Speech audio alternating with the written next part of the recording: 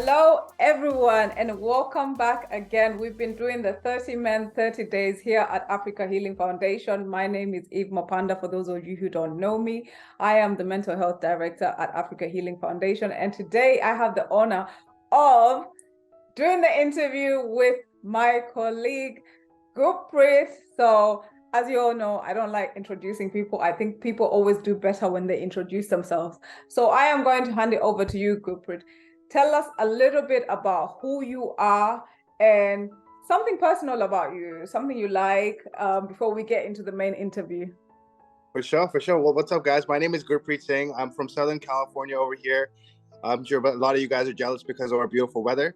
So we love our weather out here. And one of the things I love doing is exploring the nature out here in this weather when the leaves are falling and going out and fishing towards the different kind of fishes that happen. So that's something that I personally love to do. And I'm blessed to be living out here so that we can do it any time of the year with beautiful weather conditions. Amazing. So, Gurpreet, what do you do? It's probably a better question to ask what I don't do. I have 26 different types of businesses. I just love pursuing passion and finding growth in any way that I possibly can. I believe that, just like nature, we as human beings, we have unlimited potential. And we can grow out to any way that we want to. And for us to not explore that and for us to not live our best life, that's something that's on us, Okay. So I know someone is out there thinking 26 businesses, because I have to get this out of the way before we go into the interview. But 26 businesses, I'm sure someone out there is thinking, where does he first of all get the time, the energy, and the passion for 26 businesses? Well, I mean, passion is something that's cultivated from within. I believe that everybody has passion as little kids to explore, to do different things, to eat different things, to even try tasting what paper tastes like, or to try to create different things out of that. And over a period of time, we're just told not to do things, not to pursue our dreams. I mean, I remember being at the age of 11 when I first wanted to beat the world record for the best 5-wicket haul of all time. My parents actually brought out a board. And it was like it was out of love to show me the probability of me not being able to get there, just so that I, be sad when I don't achieve that goal. But ever since that early age, I've just always just said I can achieve anything that I set my mind to, and if I don't have a skill to go and acquire something new, then I can acquire that new skill. If I don't have a talent to do something, then I can acquire that new talent. If I'm not a good reader, I can become a better reader.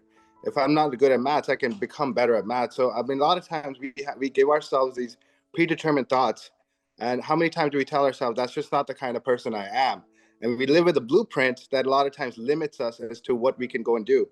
And when we see ourselves having limited potential, what does that do to the kind of action that we take? We take limited action because we expect the result's going to be a limited result.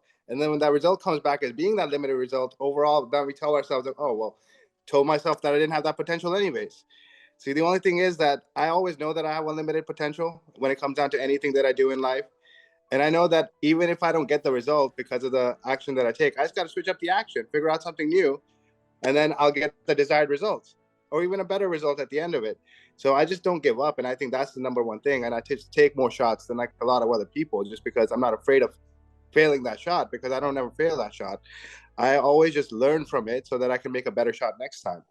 It doesn't matter how many millions of dollars I might go into deficit. I just know that I'm going to go and find a way out, and I'm going to go and conquer it and get the kind of results that I want, because I'm coming through with a way of service. It's not about the money for me. It's about what can I do to serve, to make people be able to teach better, to make people be able to have better education, to make people have better food. And when you're serving that many people, you automatically make money. So I'd say for all the people that want to go and get into business with knowing your why. What is the why for what you want to accomplish? Everybody knows what they do, right? Very few people know how they do it. I mean, some of the CEOs, if you were to ask them, it's like, hey, can you come back and make a hamburger? They'd be like, well, I don't know, but very few people know how they do, but everybody should know why they do what they do. And as long as you start off with the why, you can go and accomplish anything in your life that you want to. Oh, wow. Thank you so much for starting off with an inspiring message, and I'm sure someone has found it very beneficial. And I know you're quite passionate about philanthropic work as well. Can you tell us a bit about that and kind of the part that you play at Africa Healing Foundation? Yeah, so we started off the Africa Healing Foundation, as you know, with just a conversation between me, Eve, and Gary, and we were all talking about the injustices of the healthcare system. And I talked about how my grandma was actually killed as a result of the healthcare system. So immediately we had a huge why. Just like I was Mhm. talking earlier, it's like we had such a big why that there was nothing that was going to stop us. We already had clarity and vision. And so when it comes down to my work with the Africa Healing Foundation, I'm the director of agriculture, nutrition, as well as the environment. We believe at the Africa Healing Foundation that preventative care is the best way to go approach things. If you can prevent somebody from having kind of mental illness, having some kind of physical illness, that's the best way that you can do. Obviously, we are going to be building the hospital as well for when people do have issues. But if we can go and get them, prevent them from having the issues by giving them the right kind of nutrition, cultivating our environment so that it nurtures us back, and being able to go ahead and take care of everyone's health needs when it comes down to what we're going to put onto the body and how we're going to go ahead and service the environment to go ahead and be able to really service us. Because right now, if we continue the way that we are, we're not going to have an environment that's going to be sustainable for the next 50 years. So we have to take action right now towards a climate change that's happening, towards a deforestation, towards the oceans that are being used as like literally dumpsters. There's trash islands that are bigger than the size of Texas that are preventing ecological systems from working. And so these are things that we have to take action towards. I've been very passionate about it. I used to work for Greenpeace. I was a frontliner.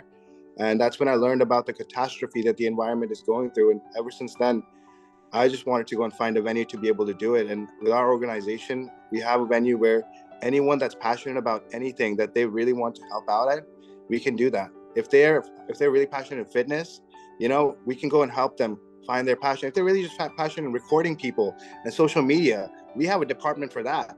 So we're here to go ahead and just inspire you guys to go and come through, tell us what your passion is, and see what we can do to serve you. Amazing. Thank you for that, Gurpreet. And I like the fact that, we serve here in the UK, we serve in Africa, we serve, like the thing around the environment. That's a global problem. And I love the fact that we're looking at this from a global perspective. Anyway, let's move on to why we're here. So tell us about a time that you experienced either a mental or physical challenge that left you feeling powerless. Well, I would say that the first time I felt really powerless was when I tore my ACL right before the World Cup. And the doctors literally told me that I would not be able to play in any kind of competitive sport or do anything in that any sideways motion at all for like the next 9 months. And I told them I got to play this in the next 6 months. This is like, that's not going to happen. And they just told me, it's like, no, we're just trying to tell you, this is like something that we're trying to do for you. You might not be able to walk if you do that. There's like a lot of like issues, but I actually stole the doctor's notepad, wrote myself a note, and then gave it to the team physician. And they never knew what was going on because I was like, yeah, I'm completely cleared. It was just a minor thing. Oh, So wow. that was the first point I felt powerless though. And for the first couple of weeks, I was like, oh my gosh, I can't believe it. My entire life is going to go and fade in front of me. All the time that I work for it. And as a 16-year-old, you always think it's the end of the world. Mm. And so I remember just feeling powerless, but then I worked so hard towards it. I was like working out for like 8 hours a day. I was in class, I was working out. I was like walking around, I was working out. I was trying to do everything that I could. And not only did I play, I actually got at the nationals that year. I was the only batsman that didn't get out the entire tournament. And it's because I probably couldn't run across as much, but they stood up I bowled because I couldn't actually take my run up at bowl and still got 5 wickets for 3 of the games. So still MVP player in that tournament and had an amazing time. And I was the vice captain as well and I led from the front in that kind of sense. So the number one message I have to say is that you can always turn your problems into something that makes you more resilient.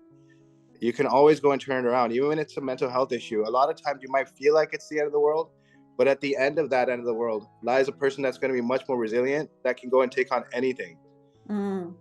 Problems, the bigger the resilience at the end. So I'm trying to think this way, like I'm trying to put myself in your shoes, and I'm just thinking about, you went through that space. That was sort of what you said, like you thought your life was over just going through that experience. And we know as men, especially, being the providers and always, going after what they really want and having something that puts them in a situation where they're not able to provide, or they're not able to go after what they want. That can sort of can then lead to mental health problems. Was there a point that that happened for you? Definitely. So with my ex-wife, I actually broke my thumb during a game, and it was a really really bad break, to a point that it was completely powderized. They thought that it would like run over by like a train or something, you know. And so I had one of the best surgeons. He actually did work with Kobe Bryant's hands. Come down, fly down the same couple hours, and like perform surgery on me. Luckily, I can move it this much compared to this much. So it's like it's still not like 100% because there's a bunch of metal inside of it. But you know, it can't actually move past that because that's as far as the metal joint goes. But I was always the one that was the cleaner of the house. I used to clean the entire house, and I took a lot of pride in it. And I was always like a big provider when it came down to the amount of money I was earning. And because of my injury, I I was debilitated for like a little while, and she definitely made me feel like it's like it's my own fault that I kind of got myself to it, and made me feel like, you know, it's just that it's like me as a man, I'm not doing my job, and didn't clean the house to a point where there was actually worms on the dishes, and I couldn't clean because I only had one hand, and I had to keep it elevated the entire time. You can't clean hands like dishes with like one hand, you know. So um, yeah, I did go through like a pretty big mental health issue at that point. I felt anger, I felt like depressed because she was putting me down, and I just felt like it's like, why can't she just help me out just a little bit right now? And but she was doing that specifically to make me feel like it's your fault that you kind of injured your hand, and now you suffer through the consequences. It's like, you know, I had a hard time even like calling her to help me take a shower because she would just get upset every single time. It's like, oh, why? It's like, see, this is your fault again, kind of situation. So yes, it can definitely debilitate you, especially when your partner puts you down. Mm, Um, and I think that's a big part, is that select a partner that doesn't put you down at the time that you get injured. It'll mm, definitely down and cause you to have a huge amount of depression. I remember drinking like quite a bit those days, just because I just wanted to feel numb, you know? I just like, okay, just like if I could just sit on this couch and drink, then I won't need anything, and I don't have to go stare at the kitchen. So yeah, I did go through like a huge mental health crisis in that particular time as well. And definitely physical strains can lead to that, especially if you don't have a supportive environment. mm. And I think that it reminds me of this saying that says, I had it a few times, but it's only when I've spoken to a few men and they've been in a similar situation where they were the providers, and all of a sudden that kind of what they were providing was taken away. So they were left feeling humiliated by the wives, or if the wives were earning more. And there's this saying that would say, I think something along the lines, when poverty comes through the door, love goes out the window. I guess that could be the case. If only she stuck around. I think I think women, I think there are certain situations that you've got a good man at home, and sometimes, as women, it's some women, obviously, when it comes to that part of where they can tend to belittle the man if the man is not providing. So what would you say was the one thing that really held you, held your mental sanity, still kept you inspired? Because I know in these situations where um, some men cannot cope with this, and this can actually lead to suicide. People don't know that it's that serious, that some men are actually struggling with what you've just spoken about. So, what was it that got you through that particular point? For me, it was the situation became a lot worse because at that point she actually took all my money, took my puppy, and actually left and all that kind of stuff. And it got like a lot more serious. And I did actually attempt suicide. And what got me through it was just working out, focusing on what I need to go and do for the future, and Mm, just focusing the past go and working on forgiveness. An event called Date with Destiny definitely helped me out with Tony Robbins, mm, where an immersive process where it was like around like, sometimes 18 hours like a day of just focusing on like, creating that new lifestyle, like putting in that new energy space into you. Because I mean, emotions is something that are trained into your body, and how you react to something is also something that's triggered into your body. And it's important for us to go ahead and figure out why we're being triggered by those particular situations, and then figure out what we can do to have more empowering thoughts that are going to come through. Because I mean, those thoughts are going to always happen at some point in our lives. We're going to feel like this is the meaning that we want to give to the situation. Yeah. Is that mean that the meaning that I'm going to give to the situation is that I'm poor? The meaning that I'm going to give to it is that, oh, I just can't do this. Or you can go and give yourself a more empowering meaning that really pushes you through.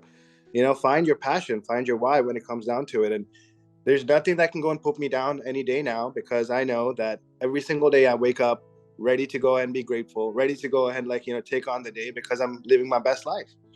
And that had to get into my body.